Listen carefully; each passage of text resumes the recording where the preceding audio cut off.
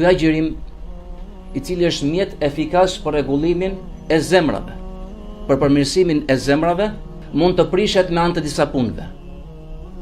Pra nëse besimtari, agjëruesi apo agjëruesja bën një nga këto punë, agjërimi i prishet.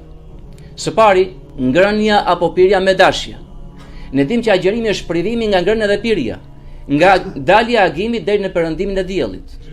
Pra nuk duhet ngrënë gjatë kësaj kohe.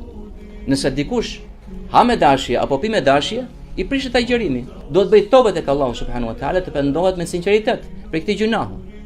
Dhe të agjëroj kaza pas daljes së Ramazanit.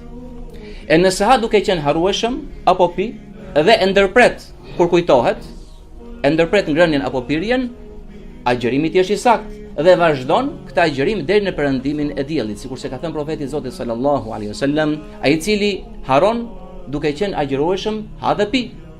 Le ta plotësoj agjërimin e tij, sepse thjesht Allahu i ka dhënë për të ngrënë dhe për të pirë.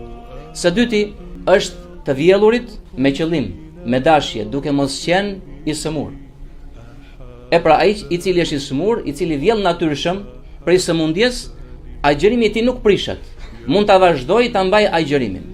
Por ai person i cili e provokon të vjellën duke mos qenë i smur, pra fut gishtat, dorën, e provokon dhe më pas e nxjerr ushqimin, në këtë rast prishet agjërimi. Profeti sallallahu alaihi wasallam ka thënë, ai person të cilin e mund e vjellura duke qenë smur, ai nuk ka pse agjëron agjërim kaza pas Ramazanit. Dhe ai i cili e provokon të vjellën dhe e nxjerr, le ta agjëroj kaza.